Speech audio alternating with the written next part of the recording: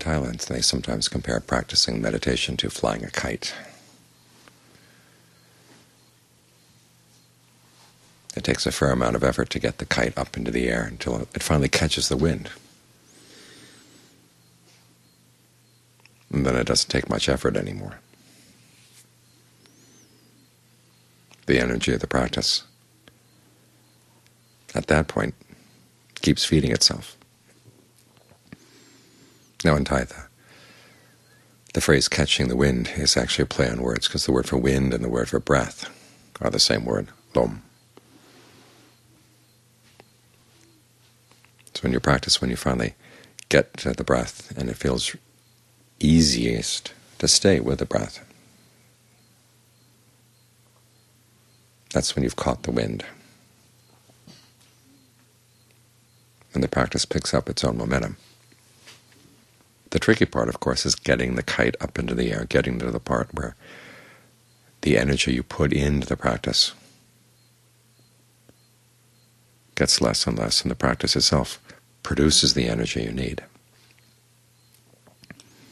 And you'll find this at various stages in the practice. It doesn't simply happen once and for all that you catch the wind and then have no more problems.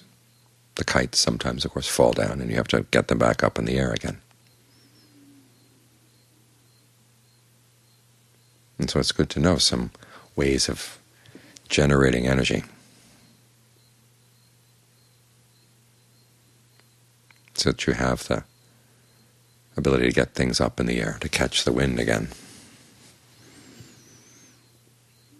When the Buddha discusses persistence,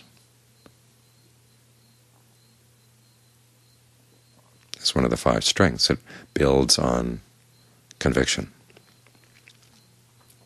That's one of the mental ways of giving rise to more energy. When he discusses it in the context of the 7 factors for awakening, it builds on mindfulness, keeping something in mind.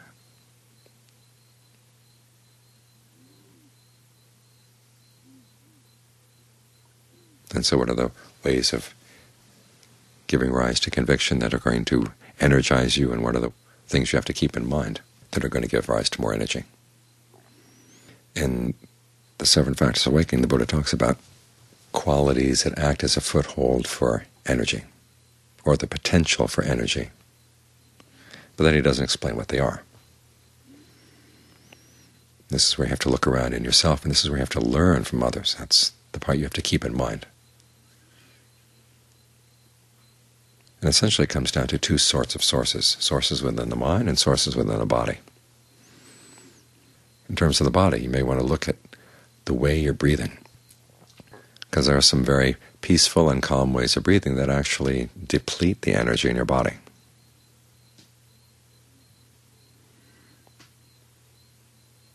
So if you find that your energy level is low, what can you do to change the way you breathe? Try to notice which parts of the body seem to be overworked, the ones that are doing all the work in the breathing and don't seem to be getting any refreshment from the breath. Consciously relax those parts and say, if the body's going to breathe in, other parts will have to take over, but those are the parts that are going to stay relaxed regardless. And you'll find that other parts of the body will pitch in. And watch that for a while.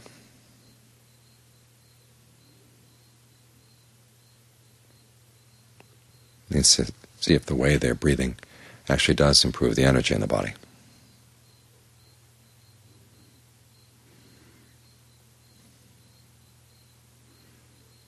Sometimes you have to remind yourself that the body is, as you experience it, is all breath. Whatever sensation comes up, think of it an aspect of breath energy. And then ask yourself, is that healthy breath energy or not? If it were healthy, what would it feel like? Sometimes you hold in mind the perception that it's solid, and you put up with all kinds of stuff with the solidity that you wouldn't put up with if you thought this was breath.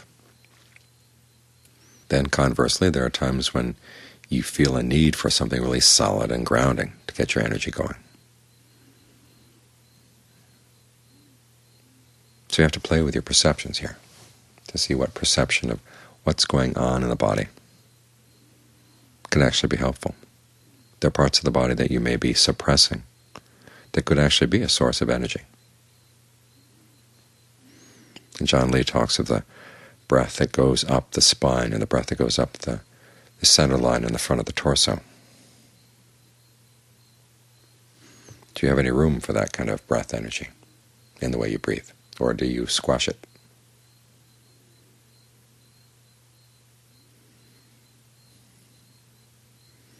Or when you're feeling tired, which parts of the body are you focusing on as feeling tired? Which parts are actually okay?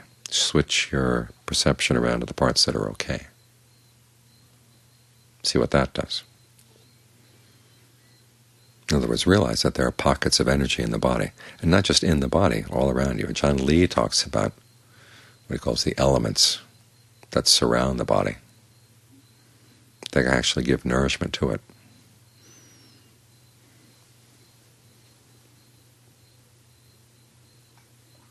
Sometimes these elements can come into the different chakras, the different resting points of the breath, as John Lee calls them. Think of an energy outside the body coming in and nourishing the point in the middle of the chest, nourishing the point in the middle of your head, any point that seems to need extra energy. Tap into the energies around you. There are some good ones. And learn how to recognize the good ones. They basically feel refreshing as soon as you allow them in. So there are potentials there you might not have thought of. And it's good to remember that there are those possibilities there.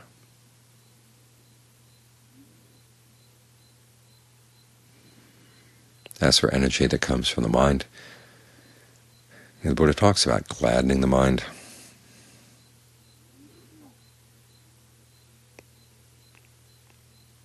thinking about topics that give rise to a sense of inspiration. It can be the Buddha, the Dharma, the Sangha, your own generosity, your own virtue.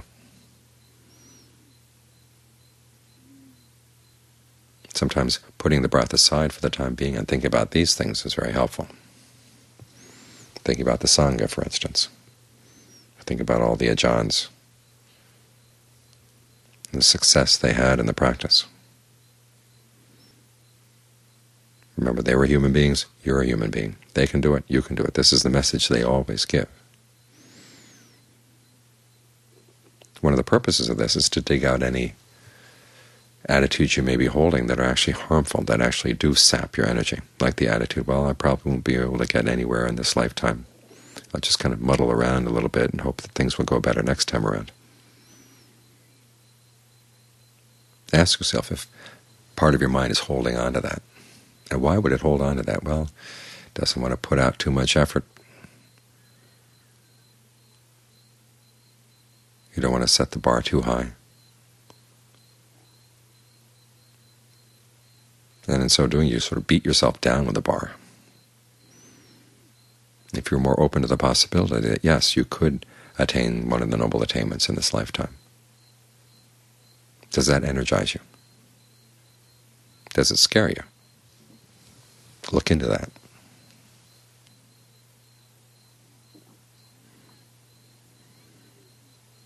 Other contemplations, of course, that give rise to a sense of energy can be the contemplation of death.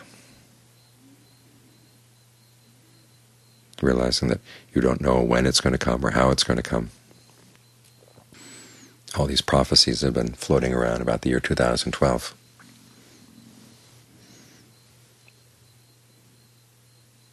The end of the world or whatever. You may not even live to see the end of the world. Something might happen before then. This is not meant to get you depressed. It's meant to motivate you to realize there are important things that need to be done in the mind. If aging, illness, and death come, or when they come, what qualities of mind are you going to need? You see some people as they approach death and they just get totally thrown off balance.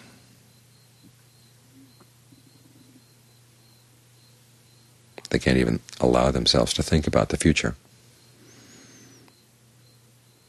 And if they had a bad past, that's something they don't want to think about either. This is, I think, a lot of reason why there's a lot of dementia that goes on as death approaches. You don't know where to focus your mind. Well, if you had a meditation practice, you focus right here at the breath. Try to maintain this awareness of the present moment, so it doesn't go flailing around. You're going to need mindfulness. You're going to need alertness. You're going to need as much concentration and discernment as you can muster. And when are you going to develop that if you don't develop it now? Because right now is a really good opportunity. You're sitting here meditating. It's quiet.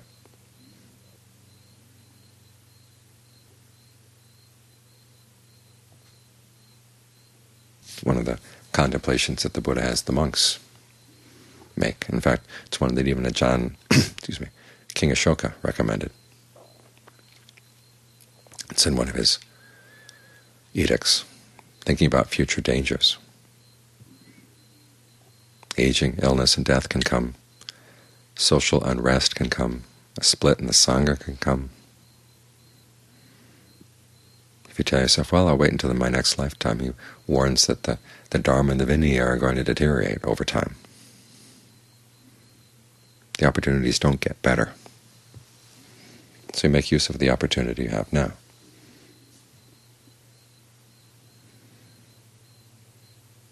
And so in this case, you're motivating yourself with a little bit of fear. The wise kind of fear, the fear that's related to heedfulness.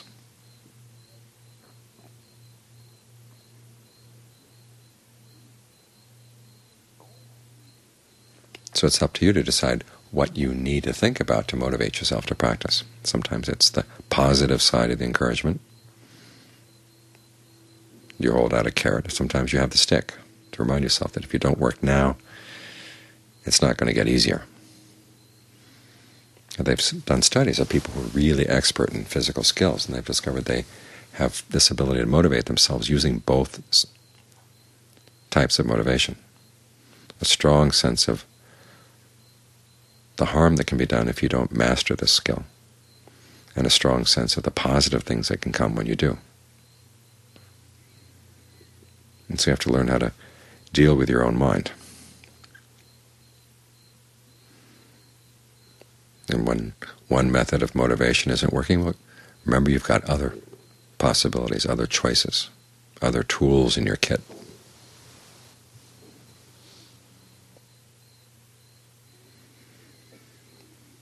So what it comes down to is that you try to find sources of energy in the body and sources of energy in the way you think.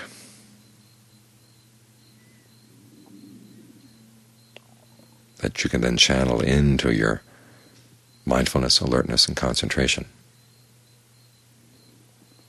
It gives more ardency to the practice, so the kite can get up in the air. Ideally, when your energy turns into a right effort, one of the results is rapture, refreshment, a sense of well-being that then becomes food for a further concentration. This is when the kite finally catches the wind. You're focused on the breath in the way that gives rise to a sense of fullness, and then you feed off that so that you can stay with it more consistently. A greater sense of solidity, stability.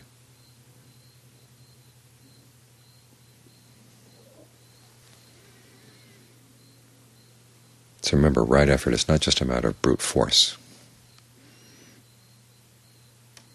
It requires your ingenuity and your intelligence, your ability to find sources of energy that are there, that you've overlooked or that you've been squashing. Look at the way you think. Look at the way you breathe. Look at the way you hold your body.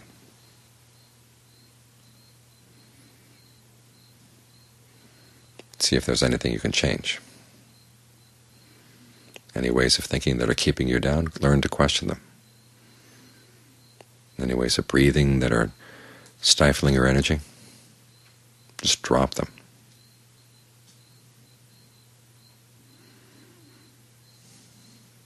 Ask yourself which parts of the body are getting starved of energy, and where is some energy in another part of the body that can help feed them. If it can't be found in the body, remind yourself there is energy around the body. Tap into that.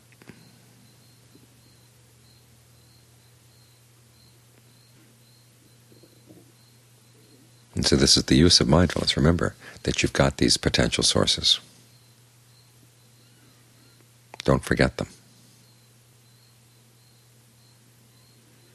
And then the skill lies in learning how to put them to use.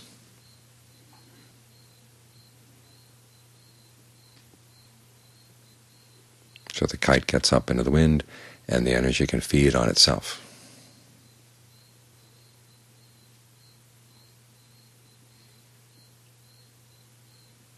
To keep the practice going.